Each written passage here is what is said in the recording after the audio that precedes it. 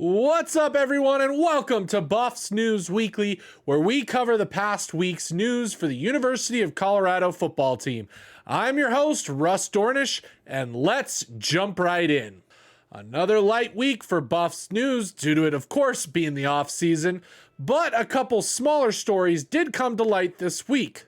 First up, a small story that I will detail here, but want to preface with the fact that this is only news because of Coach Prime and his ability to generate clicks. The news released this week by a number of news outlets details that CU football had 11 minor NCAA infractions. Those ranged from Coach Prime posing in an athletic pose with recruit Cormani McLean last winter, non-portal recruits who tried out during a summer open tryout, Coach Prime having a recruit, Aaron Butler, join an Instagram Live to announce he was committing, a former player bringing his son into the locker room during an unofficial visit, and recording voluntary workouts, while also a few others to name. Overall, each violation was self-reported by Colorado, and Colorado themselves penalized the program with a few weeks of no recruiting throughout the 2023 year.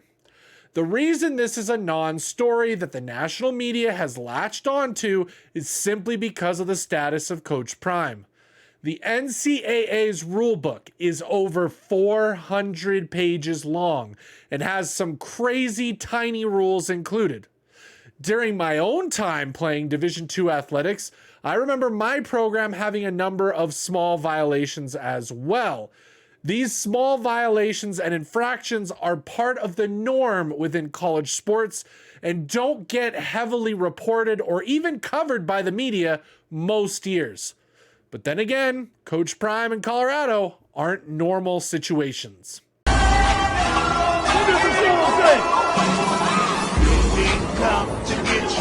In other program news, CU Athletics released their 2023 financial statements, and boy, did they have a good year. This is, of course, to be expected with the figure of $19 million being generated on a single game day for the city of Boulder each and every time CU had a football game this fall. So, you can only imagine what that translated to for the university directly. Well, imagine no longer. Overall, the athletic program raked in over $125 million in revenue, eclipsing the $100 million mark for the first time in school history. What is even crazier is that the fiscal year 2023 that was reported on only covers July of 2022 through June of 2023. Meaning these record-breaking numbers didn't even actually include the 2023 football season. No, this is what half an off-season with Coach Prime looks like. Some interesting stats included football generating $50 million, nearly $1 million more than the previous year, and $13 million total in ticket sales. As an athletic department, CU operated at a $9 million deficit. However, the football program did generate $15 million in profits, along with the men's basketball team, who is the other sport that was able to bring in a small profit as well. However, this is fairly normal for a university, but I am very interested to see what the figures will be for next year when the report will include the massively successful football season for both the team on, but especially off the field, as well as both CU basketball teams currently going through a very good season where the teams are seeing multiple games selling out. So my question for you is, how high do you think it will go? What do you think the revenues will be for the fiscal year 2024? And how much do you think the football team alone will generate? For our fan follow of the week, I'm going to highlight our community over on Twitter.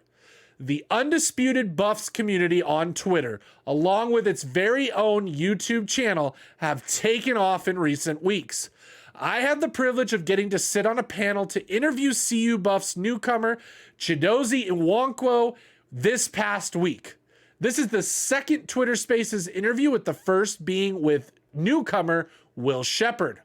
One of the highlights from the interview when I was able to ask Chidozie what his process was like when he hit the portal.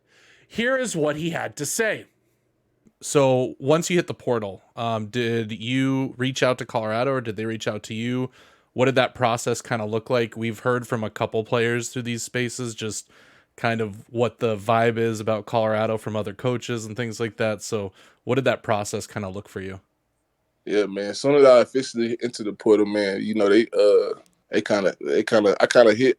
I wouldn't say they hit me up, but I hit my teammate up also. Soon as I hit the portal, and I was officially in there, I hit him up, and I was like, man, like hook me up, bro. You feel me? You feel what I'm saying?